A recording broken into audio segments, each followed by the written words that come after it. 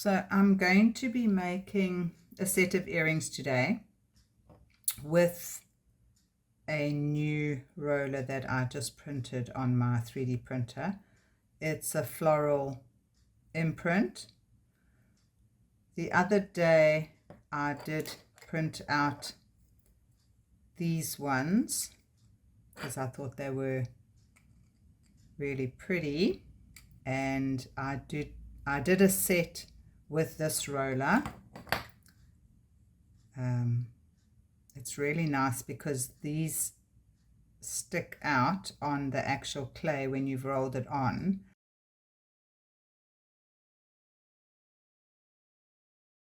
And this is basically how they came out. If you can see how the actual squares stick out perfectly, and then the little dots. So what I did was I got the mica powder and I rubbed it just onto the surface so that it stuck onto the sections that were sticking up in the clay. This is a grey clay, and then it's got the red mica powder on it. And then what I did was I made the holes like I normally do with my drill, and then I stuck on the actual earring stalks, and I stuck them on with what I normally use. I normally use a super glue gel. It's just the little ones. I normally use the little ones because otherwise it dries out and then you end up wasting the whole tube. So I just get a pack of 4 of those. They come in a pack of 4 and they last a couple of earrings and then they're done, which is perfect.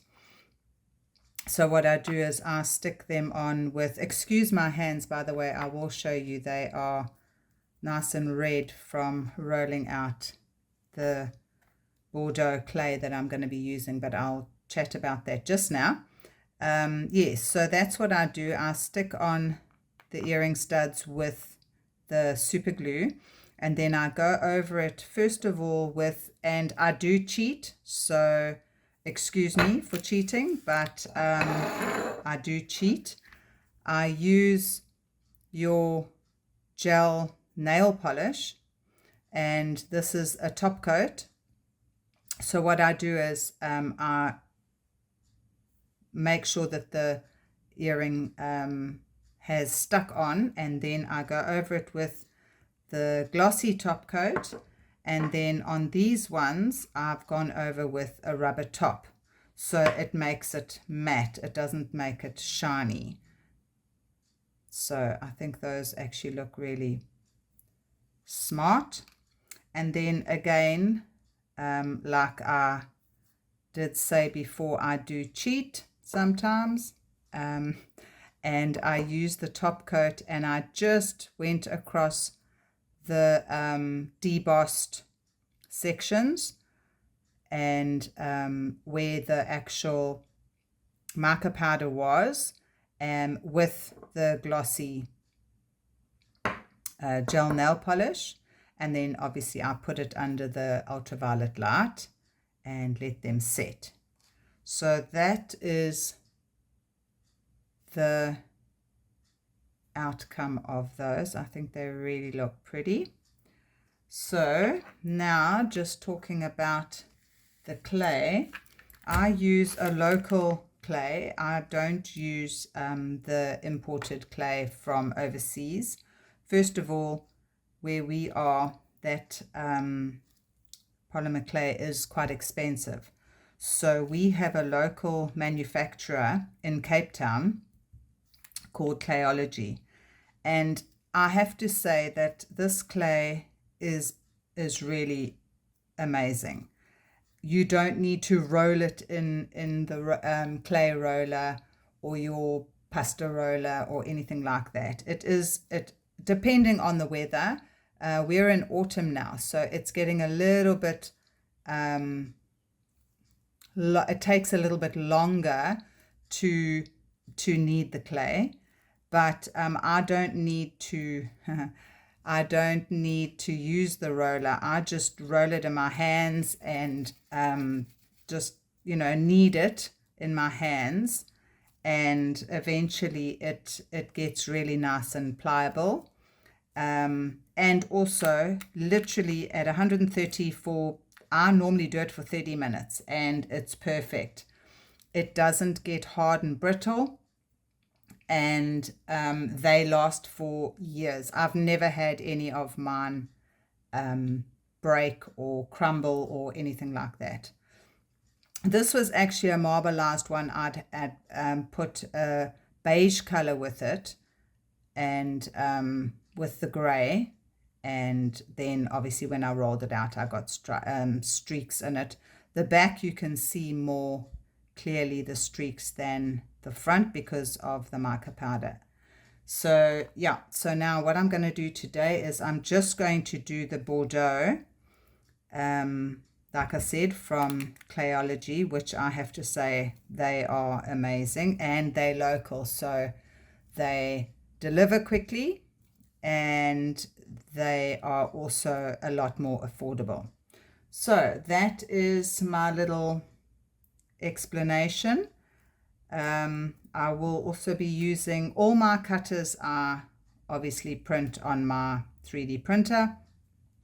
So any design that I want, I can basically just quickly print it out on the 3D printer and cut out my earrings. So I will be rolling this out and cutting out my earrings. So again, now I'm going to be rolling out my clay. What I've found is I have found that I used to roll it out and put it onto my sheet of glass, roll it out and cut out on there. But I found that you end up with so much of having to sand off so much of the actual sides that I decided, no, I will try and just do it straight onto my countertop. The countertop is orange peel surface, so it's not smooth, but it does stick reasonably well, and when I use the cutters, it does seem to give them a decent edge. Then I don't have my my feather blade. I've actually ordered another one. So I'm basically just using one of my other blades that I use to get them off the counter. So that's why I tend to use my clay on my countertop, because I just find also if I'm using the glass, I don't get as smooth, because it tends to buckle a bit. I don't know if it's just me or if it's just one of those things, but it tends to buckle. I'm trying to work around the actual camera, so excuse me if it looks like I'm battling a little bit. But yes, so it seems to give it a smoother, more even surface, basically. So the glass is not moving up and down when you're rolling it. So now what I'm going to do is, which sometimes I forget, but I won't forget today, is because this has debossing and embossing, I don't want the clay to stick into any of the ridges and surfaces. So I'm going to use some, we call it corn flour, some people call it cornstarch. It's just basically corn flour. It's just to stop the clay from sticking into the ridges and grooves in the roller.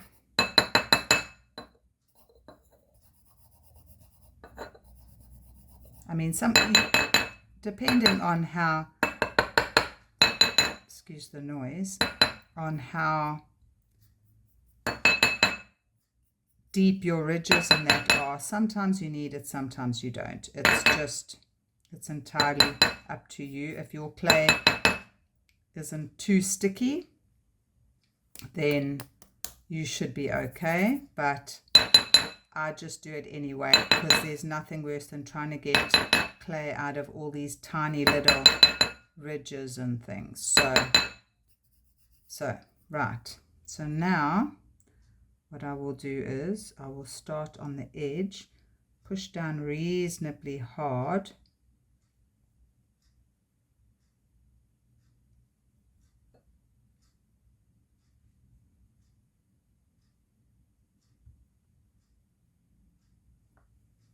and there we go. It's given a nice little pattern, and then just go over with your paintbrush gently to get the corn flour or cornstarch, whatever you call it, out of the clay. So let me just zoom in on that and see if you can see it. I think you can see it. And of course I forgot to put my light on, so it's not the best lighting, but anyway, right. So now this is the one that I used for the other earrings. I'm going to use this one today. It's got little grooves in it, which I'm going to see if it makes any difference. It might not. So I'm going to, again, you can dot your cutter into the corn flour if you want to. That also does help the cutters from not picking up the clay, because sometimes, especially in this sort of thing, if your clay gets stuck inside the cutter, it's very difficult to get it out. So sometimes it is better to use the corn flour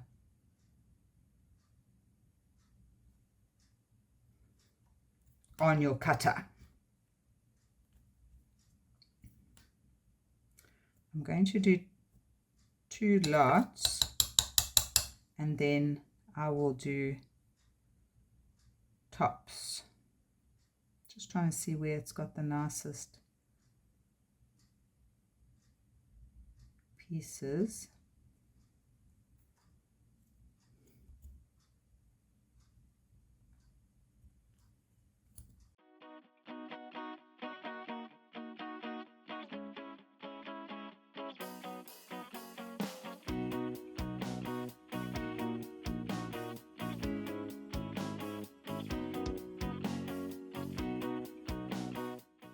So I'll put these onto the glass so long.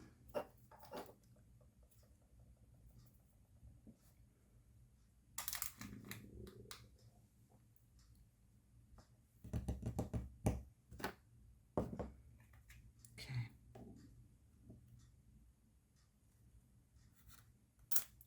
So you see, when you pick that up with the blade off here, it's easy then to just get it nice and smooth on the side, so you don't have to do much afterwards with your sander.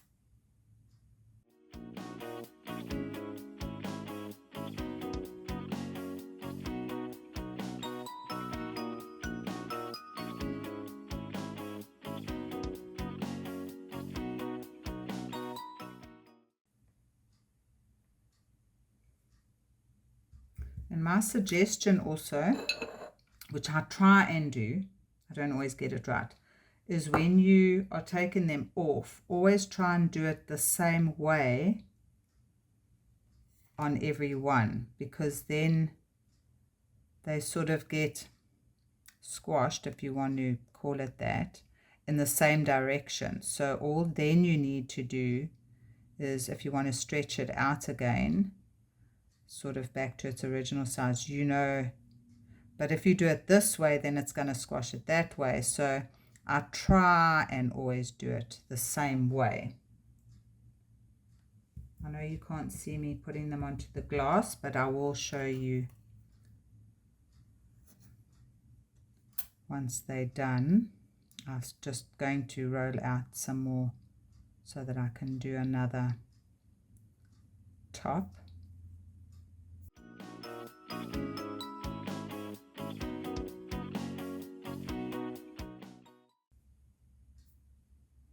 See, and then the edges are really nice and smooth if you do them this way. I just find trying to get them off the glass and then putting them back onto the glass, I just find it's easier anyway for me. Other people have other ideas.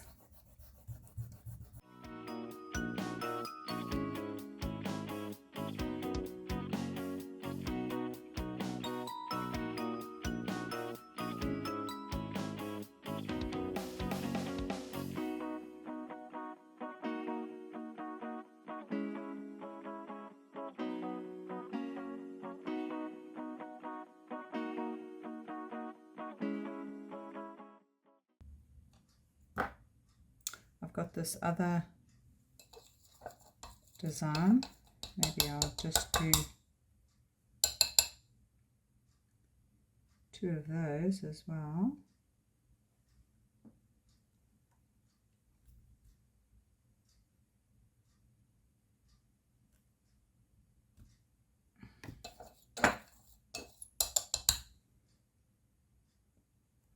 Those don't need tops because I'll just do them straight.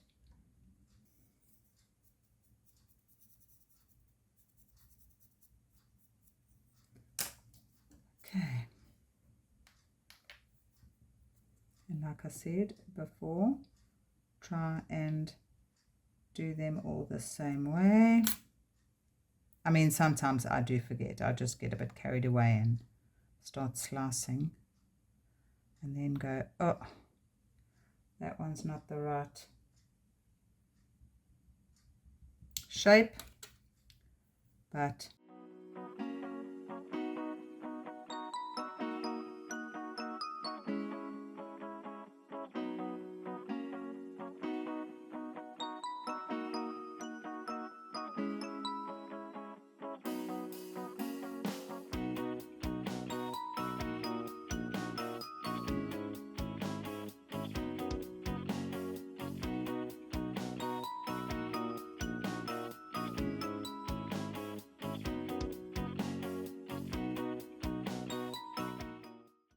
right, so that's those done.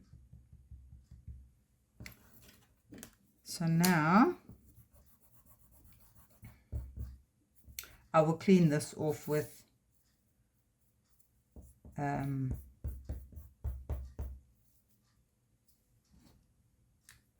alcohol, rubbing alcohol.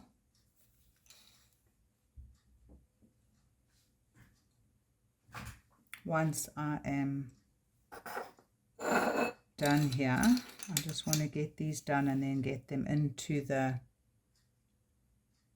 little oven. I have a little tiny mini oven. It's like 40 centimeters by 30 centimeters. It's tiny and these fit perfectly in. This is the tray. That's the tray. The glass fits into the tray and it gets popped into the little oven for 30 minutes. So I don't have to worry about contaminating any of my food. It basically gets done in a separate oven. It doesn't interfere with anything else. Right, so these are all my mica powders. So now I can just decide what color I'm going to do. I think I'll do 2 different colors. This one was the red came out nice, but this is a Bordeaux color, so it's almost like a burgundy. So I'm going to go more with maybe a green. It's just a contrast, so it sticks out. So I think maybe a green and then the gray silver. And blue might be a little bit too much of a contrast. So then what I'm going to do is, to be honest, I was just using my finger. And then, so what I do is I just make sure that there's some in the cap. And then just dunk my finger in the cap and just run my finger over like that. And it gives it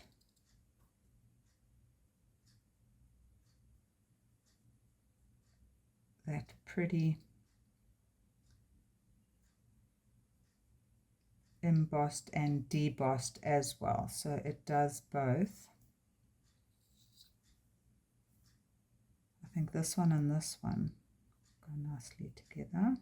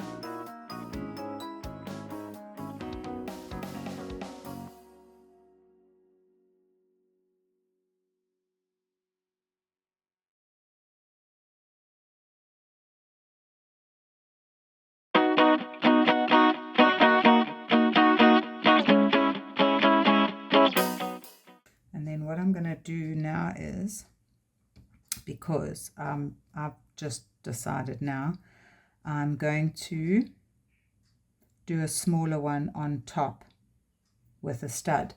So I will roll those out quickly now.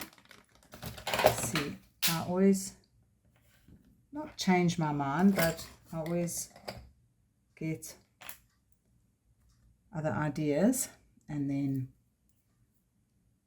add those ideas last minute, but that's fine.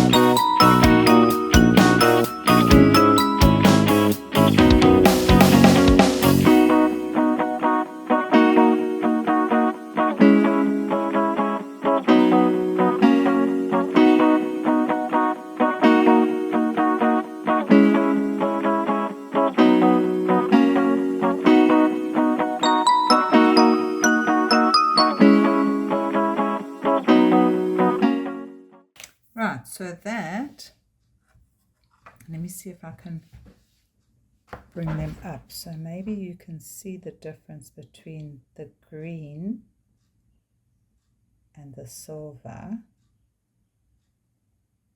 That's those, and then the blue.